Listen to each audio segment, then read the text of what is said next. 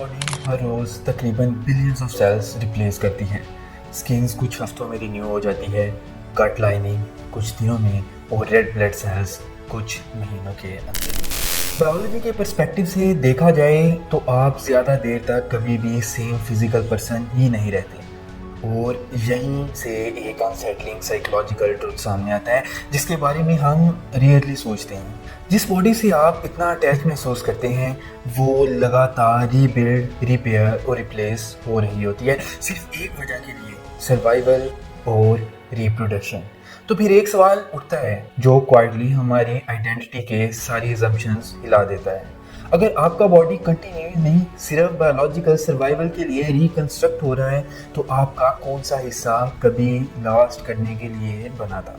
ये एक किस्म का बायोलॉजिकल कॉन्ट्रैक्ट है जिस पर आपने तो कभी साइन ही नहीं किया। एवोल्यूशनरी नज़रिए से ह्यूमन बॉडी कोई लाइफ लॉन्ग इन्वेस्टमेंट नहीं है, ये एक शॉर्ट टर्म सोल्यूशन है, एक टेम्पोरेरी स्ट्रक्चर जो डीएनए ने असेंबल किया है ताकि जेनेटिक इन्फॉर्मेशन अगली जनरेशन में कैरी की जा सके, सिर्फ इतनी देर तक कि रेप्लिकेशन हो जाए। उसके बाद लॉन्ग टर्म प्रिजर्वेशन बायोलॉजी के लिए अननेसेसरी हो जाता है। हमारी बॉडी के अंदर जो डीएनए है वो हमारी तरह इंटेलिजेंस नहीं दिखाता, उसे कंफर्ट की परवाह नहीं, फुलफिलमेंट की नहीं, साइकोलॉजिकल पीस की भी नहीं। उसका सिर्फ एक मकसद है, रेप्लिकेशन और अगली जनरेशन में मुंतकिल होना और तुम्हारी बॉडी को यूज़ करना और फिर तुम्हें डेथ दे देना। नेचुरल सिलेक्शन इसी प्रिंसिपल पर काम करता है और ये प्रिंसिपल बाय डिज़ाइन इनडिफरेंट होता है।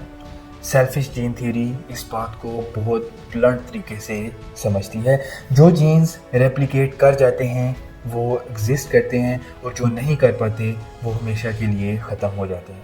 इस प्रोसेस में कोई मॉरल फिल्टर नहीं होता, कोई सफरिंग का ख्याल नहीं, कोई हैप्पीनेस का रिवार्ड नहीं, just emotionless, just procedural, just structural, सिर्फ आउटकम चाहिए। इसीलिए भूख होती है, इसीलिए पेन आपकी सोच को इंटरप्ट करती है, इसीलिए फियर रैशनैलिटी को हाईजैक कर लेता है और इसीलिए डिज़ायर्स कभी कभी लॉन्ग टर्म जजमेंट पर हावी हो जाते हैं। ये सिस्टम्स आपके लिए नहीं बने थे, ये इसलिए बने थे कि जेनेटिक लाइन आगे चलती रहे चाहे कंडीशंस कितनी ही हार्श क्यों ना हो।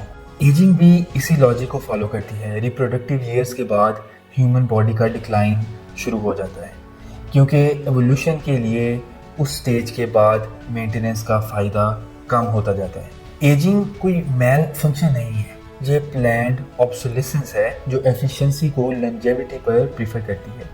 ये कॉन्ट्रैक्ट कभी आपको समझाया ही नहीं गया, आप बस इसमें ही पैदा हो गए और इसीलिए आपका बॉडी अक्सर आपको पुश करता है over eating, over working, over extending और ओवर रिप्रोड्यूसिंग की तरफ, चाहे इसकी कीमत आपकी हेल्थ, पीस और इमोशनल स्टेबिलिटी क्यों ना हो।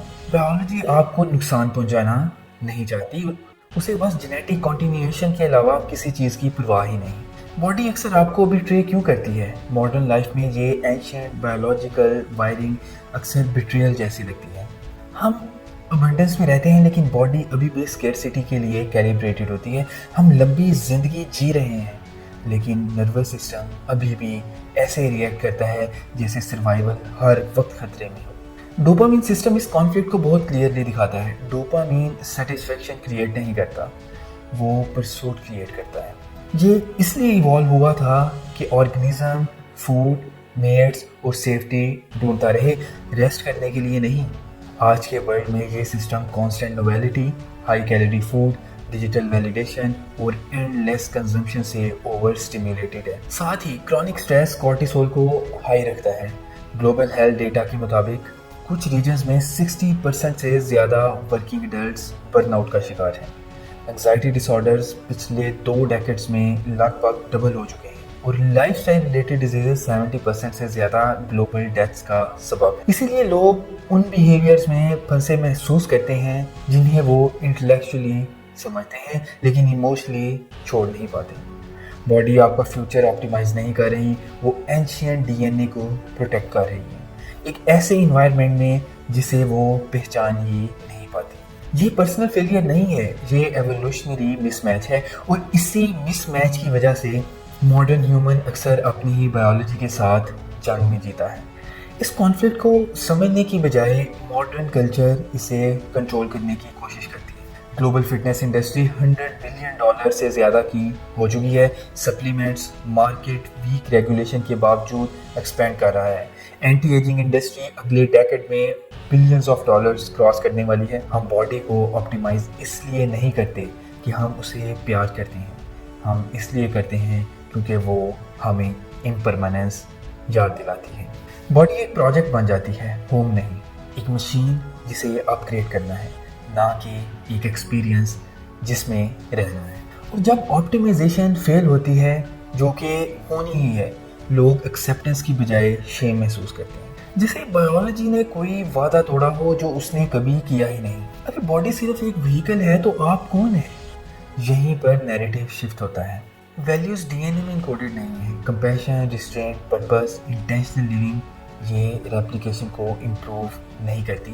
ये तब पैदा होती हैं जब अवेयरनेस इंस्टिंक्ट से आगे निकल जाती है। आपको बायोलॉजी को हराना नहीं होता, बस इतना समझना होता है कि उसकी डिमांड्स को अपना पर्पस समझने की गलती ना करें।